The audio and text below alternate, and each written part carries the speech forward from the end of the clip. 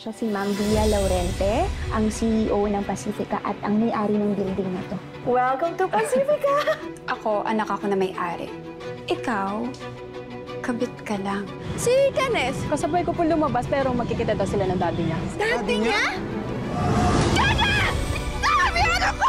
Anong sumasama ka sa di mo kilala? Sabi niya kasi dadalhin niya daw sa tatay ko. Oras na para sabihin mo dun sa bata.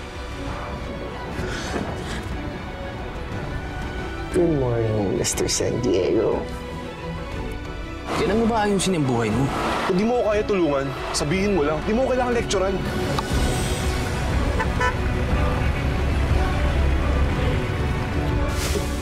Mabuti na nga itong isang lalaki lang yung nagme-maintain sa akin. Kung kailangan mo na extra, pare, may alam ako. 2 hours. 3 hours na. May magagalit ba kung sabay tayo uwi?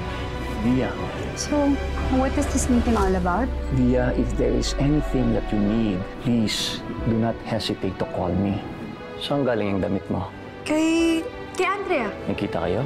Pinintahan niya ako kanina. Bumili ako ng mga paninda niya. Ay! Oh my gosh. Sorry po, ma'am. If you want to last long in this company, I suggest that you take your job seriously. Sorry po ulit. Di ba sinabi ko sa'yo na huwag kang lumabas ngayon? Ano to? Hindi mo na maalala yan? Kalimutan ko na to eh. Ako kasi hindi.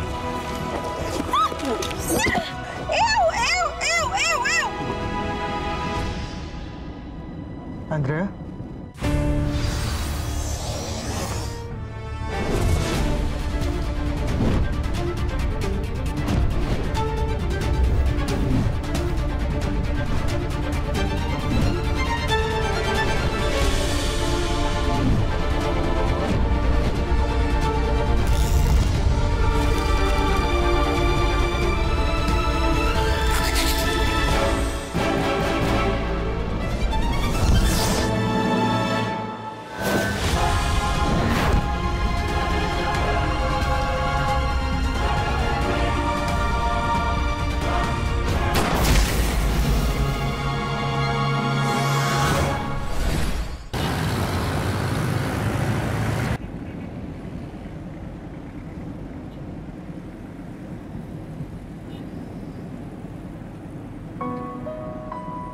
Andrea?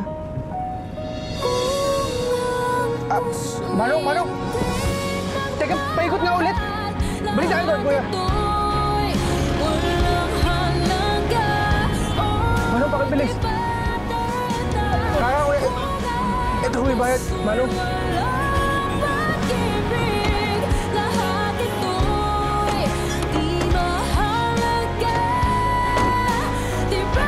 Andrea?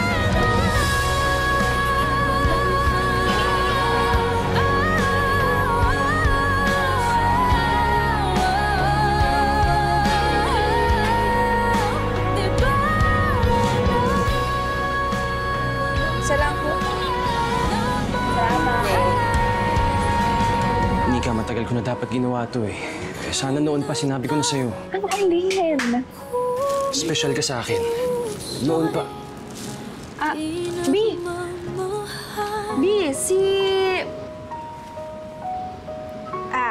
Kaloy, si Christian, boyfriend ko.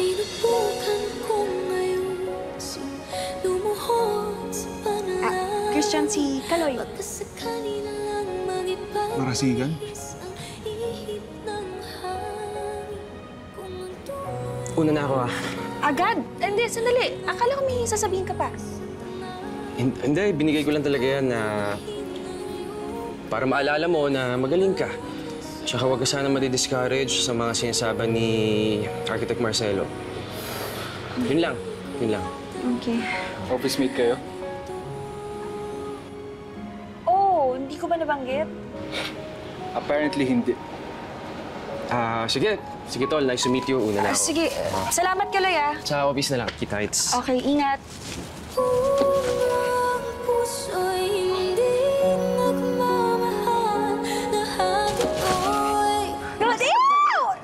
Kadiri ko, malas ka nga dyan!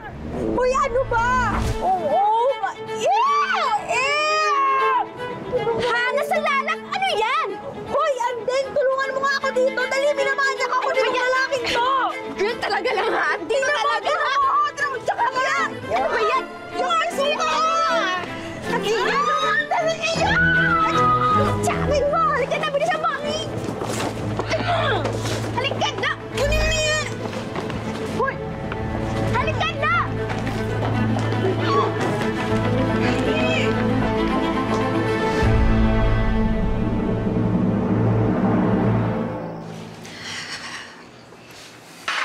Okay.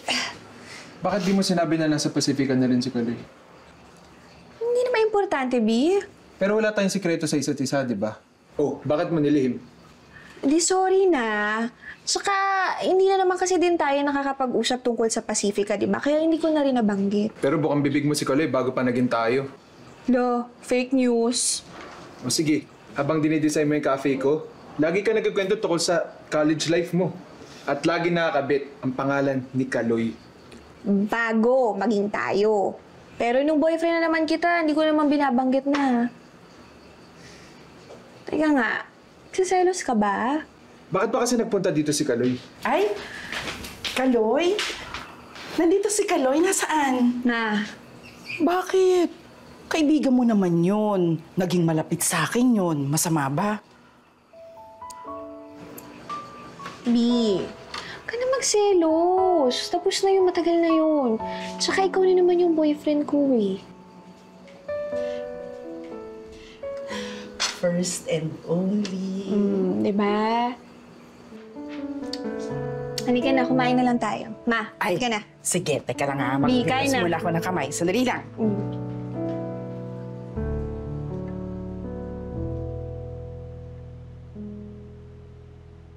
What do you mean na tumigil ang construction ng Lunaris? My God, Marcelo, we cannot do this. Hindi tayo pwede ma-delay. Ma'am, nagbawas po kasi kayo ng field engineers. Kaya po tayo kinulang sa tao. Maybe we should just inform the board about this. No. No. Do not inform the board. Ma'am, ang alam po ng board, available na for occupancy ang Lunaris next year. Like I said, I will fix this. Ma'am, I know this is the least of your concern, pero your field engineers are talking about you.